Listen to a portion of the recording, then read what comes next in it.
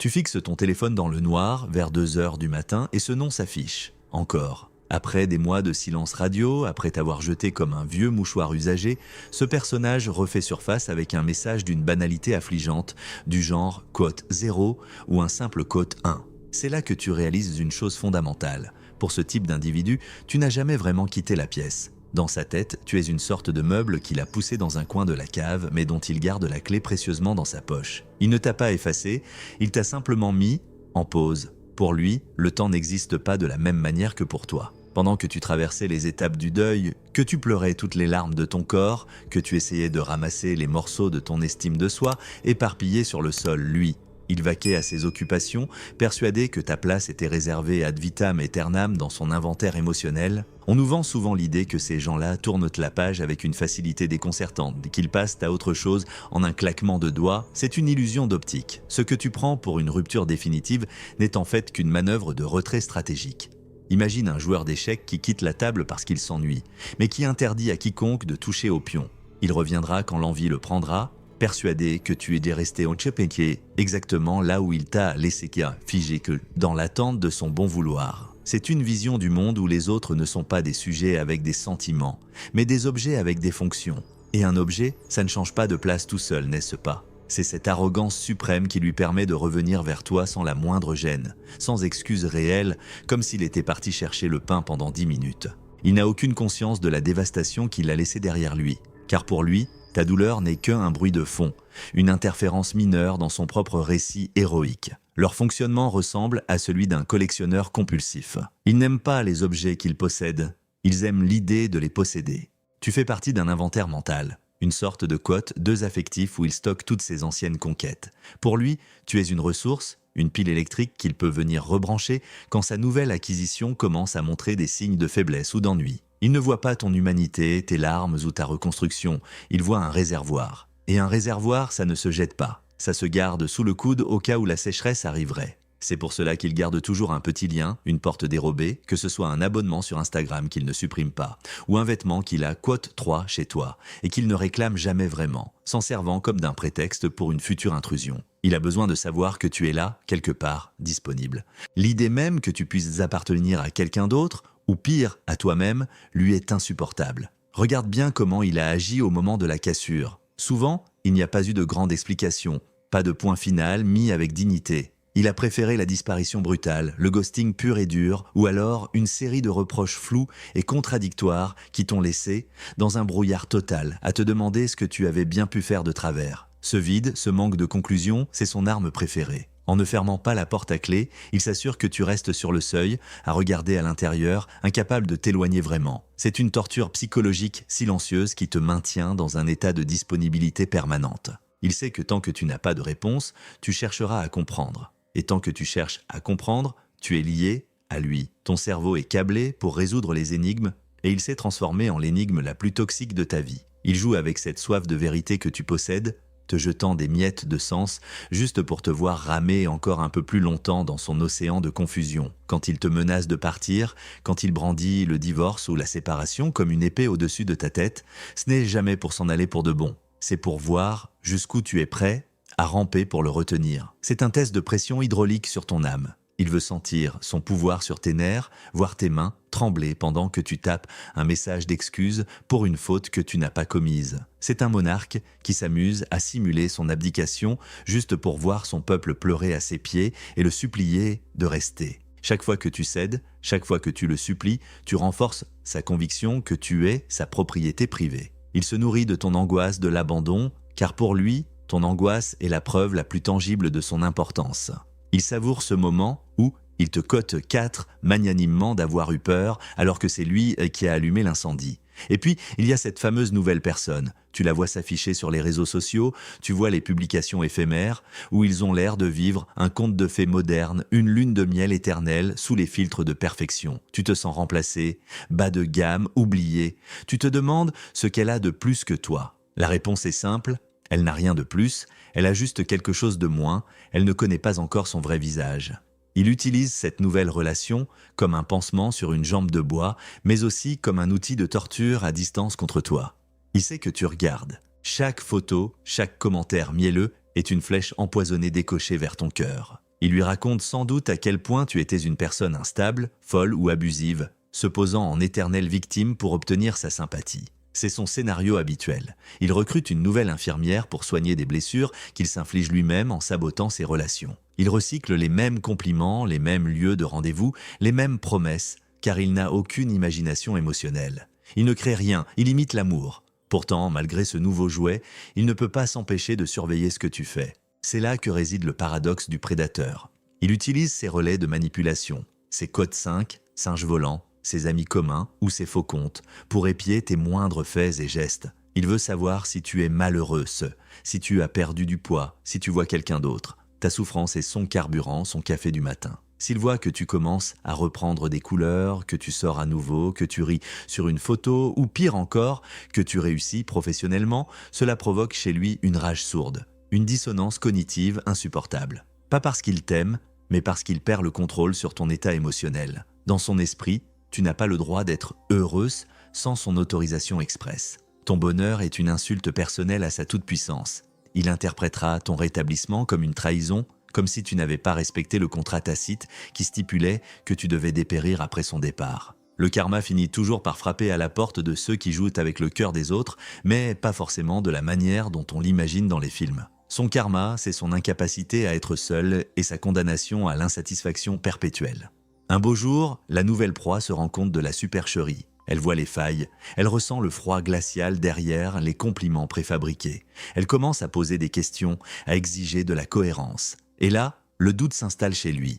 Il commence à regretter la sécurité et la soumission que tu lui apportais. Il se souvient de ta patience infinie, de la façon dont tu rangeais ses affaires, dont tu gérais ses crises de colère ou dont tu l'écoutais parler de lui pendant des heures sans jamais l'interrompre. Il réalise que sa nouvelle conquête n'est pas aussi malléable que toi, ou qu'elle a plus de répondants, ou simplement qu'elle ne remplit pas le vide aussi bien. C'est à ce moment précis qu'il tente une manœuvre de retour. Le fameux bas, quote, bas, 6 bas, bas, l'aspiration. Il va revenir avec une technique d'émiettage affectif, une stratégie de basse intensité pour tâter le terrain. Un petit signe par-ci, une validation sur une ancienne photo par-là, un message envoyé code 7 qui t'était prétendument destiné mais qui arrive comme par hasard au moment où tu allais mieux. Il jette des miettes pour voir si tu as encore faim. Si tu ramasses la miette, il sait qu'il peut revenir pour le festin. Il est prêt à tout, même à simuler une prise de conscience soudaine, à te dire qu'il a fait une thérapie, souvent mensongère, ou qu'il a enfin compris que tu étais l'homme ou la femme de sa vie. Il peut même changer de numéro de téléphone ou déménager pour faire croire à un nouveau départ, mais le fond reste le même. Il est prisonnier de son propre ego, incapable de concevoir que tu puisses exister et t'épanouir sans lui. Il ne revient pas parce qu'il a changé, il revient parce qu'il a faim de ton énergie. Pour lui, tu es sa propriété éternelle, une extension de lui-même.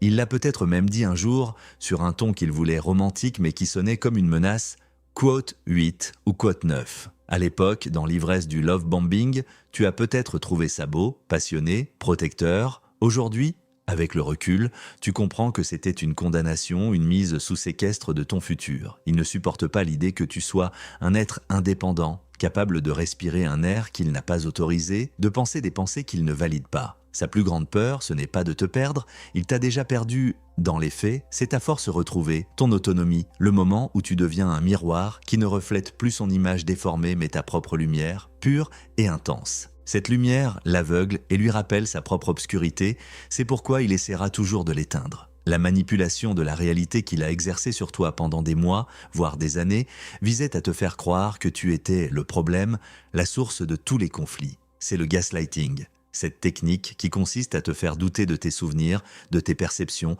de ta propre santé mentale. Quote 10, quote 11, quote 12.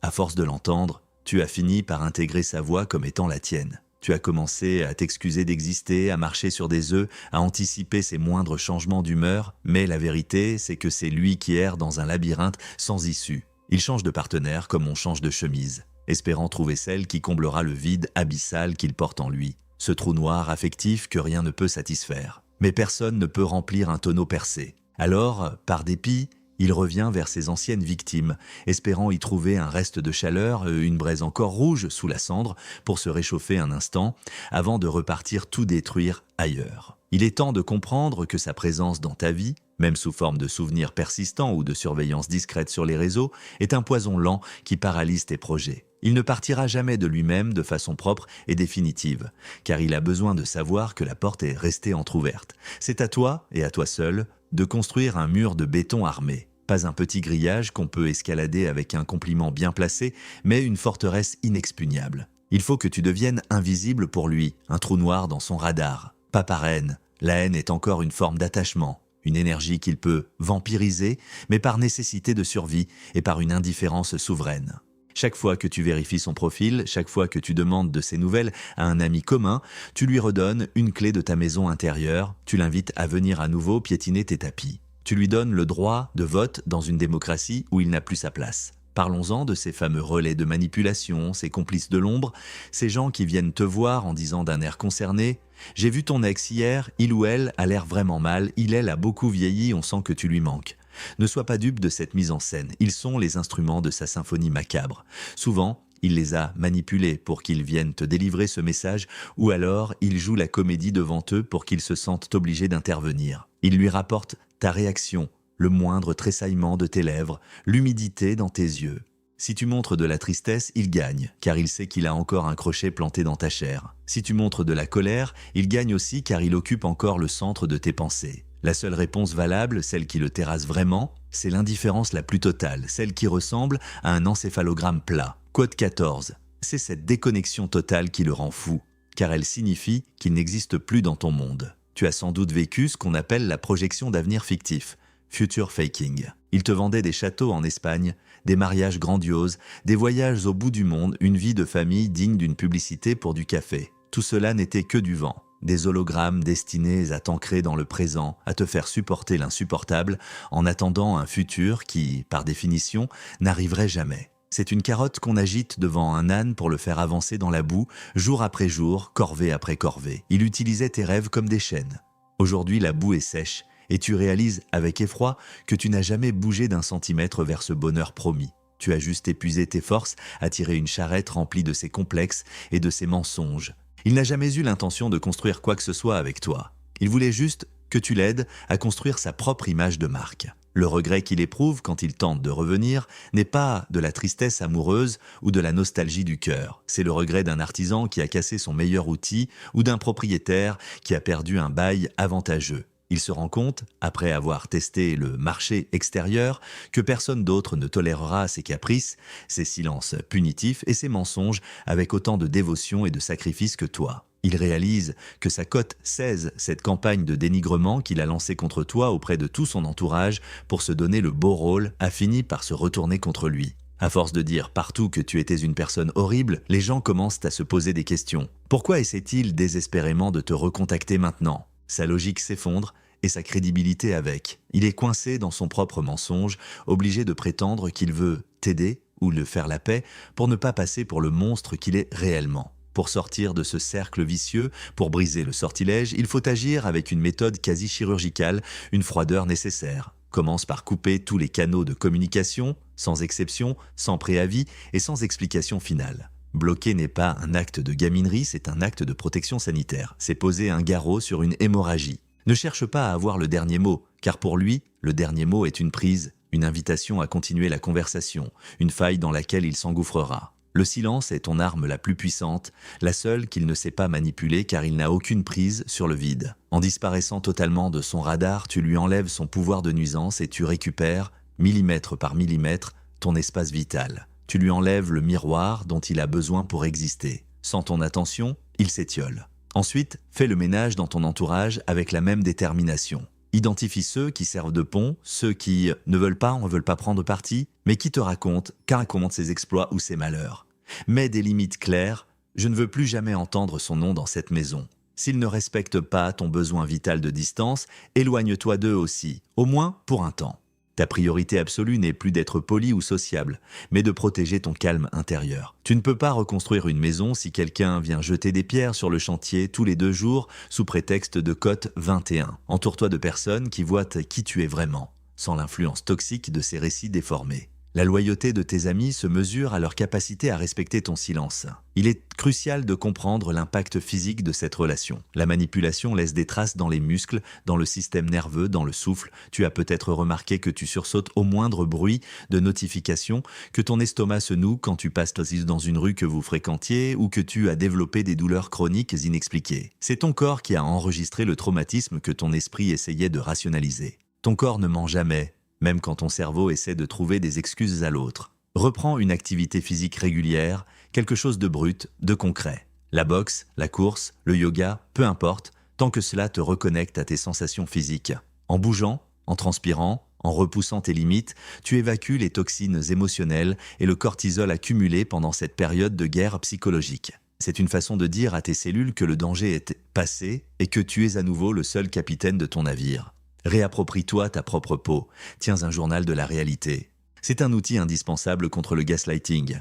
Écris les faits, rien que les faits, sans les enrober de cote 22. Note code 23. Note code 24. Relis ce carnet quand tu sens la nostalgie te submerger, quand ton cerveau, par un mécanisme de défense bizarre, ne te montre que les bons souvenirs. Le fameux -bas, code -bas 25-bas. Ce carnet sera ton encre dans le réel quand il tentera une manœuvre de retour avec ses airs de chien battu et ses promesses de changement. C'est ton bouclier contre la distorsion de la vérité qu'il manie avec une habileté diabolique. C'est la preuve écrite que tu n'es pas fou-folle, que ce que tu as vécu était réel et inacceptable. Il est fascinant et terrifiant de voir à quel point ces individus sont prévisibles une fois qu'on a décodé leur logiciel interne. Ils suivent tous le même manuel, chapitre après chapitre, la phase de capture, séduction intense, la phase de test, dévalorisation subtile, la phase de destruction, rejet et humiliation, et la phase de récupération, le hoovering. Ils ne sont pas des génies du mal, ils ne sont pas des stratèges de haut vol. Ce sont juste des êtres profondément dysfonctionnels qui répètent et jouent le même schéma de survie en écrasant les autres. Leur vie est une boucle temporelle, une répétition sans fin du même échec relationnel, car ils sont structurellement incapables d'apprendre de leurs erreurs ou de ressentir une véritable empathie. Ils préfèrent brûler le monde entier plutôt que d'admettre qu'ils tiennent l'allumette. Ils sont condamnés à revivre la même scène avec des acteurs différents jusqu'à la fin de leur jour. Toi, par contre, tu possèdes une richesse qu'il ne pourra jamais comprendre, la capacité de métamorphose. Tu peux apprendre, tu peux évoluer, tu peux transformer cette souffrance atroce en une sagesse profonde et inébranlable. Tu sais maintenant reconnaître les signaux d'alarme, les red flags, dès les premières minutes d'une rencontre. Tu sais que quelqu'un qui te place sur un piédestal trop vite finira par te jeter dans la boue avec la même célérité. Cette connaissance est un trésor de guerre. Tu sors de cette expérience avec une vision laser capable de percer les masques les plus séduisants. Ce qui ne t'a pas tué t'a rendu non seulement plus fort, mais surtout plus lucide. Tu as acquis une intelligence émotionnelle que lui n'aura jamais, car il refuse de regarder ses propres ombres. Leur regret sera éternel car ils ne trouveront jamais la paix intérieure. Ils passeront leur vie à chercher à l'extérieur ce qui leur manque à l'intérieur, sautant de cœur en cœur comme des parasites en quête d'un nouvel hôte. Ils sont en quête d'une perfection qui n'existe pas pour masquer une laideur qu'ils n'osent pas affronter. Toi, tu as la possibilité de trouver la sérénité. Elle ne viendra pas d'une revanche éclatante ou d'une humiliation publique de ton ex. Elle viendra de ton indifférence. Le jour où tu entendras son nom lors d'un dîner et que tu ne ressentiras absolument rien, ni haine, ni envie de pleurer, ni battement de cœur accéléré, juste un léger ennui comme si on te parlait d'une météo lointaine ou d'un fait divers sans importance, alors ce jour-là, tu auras gagné la guerre. Ce jour-là, les chaînes invisibles tomberont d'elles-mêmes. Tu seras enfin libre de ton passé. Il faut accepter, même si c'est douloureux, que certaines personnes ne traversent notre vie que pour nous servir de leçon, de catalyseur pour notre propre réveil. C'est une leçon qui coûte cher, en temps, en énergie et en santé. Mais elle est indispensable pour que tu apprennes enfin à t'estimer à ta juste valeur. Tu n'es pas une option sur une liste, tu n'es pas un plan B pour les soirs de solitude, tu n'es pas une station-service émotionnelle où l'on vient faire le plein gratuitement. Tu es un être humain unique, avec des besoins légitimes, des limites sacrées et un droit inaliénable au respect et à la bienveillance. Ne laisse plus jamais personne, sous aucun prétexte romantique, te faire croire le contraire. Ton temps est la ressource la plus précieuse que tu possèdes, ne la gaspille plus pour quelqu'un qui ne sait pas ce qu'est la gratitude. La prochaine fois que tu sentiras cette présence invisible rôder autour de toi, que ce soit par un like fantôme, un message anonyme ou une rumeur rapportée par une connaissance, souris intérieurement. Souris parce que tu sais que c'est l'ultime aveu de sa défaite. S'il était vraiment heureux dans sa nouvelle vie, s'il avait vraiment trouvé la perle rare, il ne perdrait pas une seule seconde à essayer de capter ton attention. Son obsession résiduelle est la preuve irréfutable de ton importance, et surtout de son impuissance totale face à ta nouvelle vie. Tu as repris les commandes, tu as changé les codes d'accès de ton âme et c'est la seule chose qu'un manipulateur ne pourra jamais te pardonner. Avoir survécu à son emprise et être devenu inatteignable. Tu es devenu sa plus grande défaite, simplement en étant toi-même. Le chemin de la reconstruction est long, sinueux, parsemé de doutes et parfois de rechutes émotionnelles où l'on se surprend à regretter les bons moments. C'est normal, c'est le processus de sevrage de l'addiction au cycle de l'abus. Ton cerveau a été drogué aux montagnes russes émotionnelles et il lui faut du temps pour apprécier à nouveau le calme d'une mer plate. Sois patiente avec toi-même. Traite-toi avec la douceur que tu lui as si longtemps accordée à lui alors qu'il ne la méritait pas. Tes cicatrices ne sont pas des marques de honte, ce sont des galons de vétérans. Elles racontent que tu as affronté une tempête psychologique majeure, que tu as traversé le désert et que tu es encore là, capable d'aimer, capable de rire, capable de construire. C'est une forme de noblesse d'âme que ton bourreau ne possédera jamais. Chaque jour sans contact est une pierre ajoutée à l'édifice de ta nouvelle vie. Regarde autour de toi, la vie est vaste et pleine de possibilités que tu ne voyais plus, les yeux fixés sur ton bourreau. Les saisons changent, le monde tourne, et il y a tant de personnes saines, solaires et authentiques qui n'attendent que de croiser ton chemin sans vouloir te briser. Il y a des amitiés qui ne demandent qu'à s'approfondir, des passions qui ne demandent qu'à être explorées, des paysages qui ne demandent qu'à être admirés. Ne gâche plus une seule minute de ton précieux temps, de ton énergie vitale, à essayer de décortiquer sa psychologie ou ses motivations.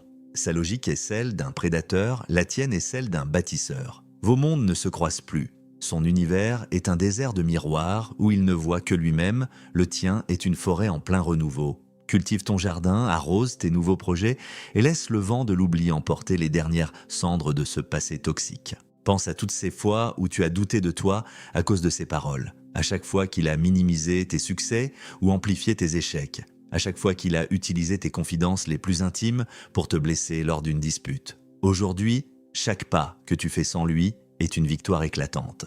Chaque décision que tu prends, seule, même la plus insignifiante, comme choisir la couleur de tes rideaux ou ton menu du soir, est un acte de rébellion héroïque. Tu es en train de te réapproprier ton identité, celle qu'il avait tenté de dissoudre dans ses propres besoins. C'est un processus magnifique, une renaissance.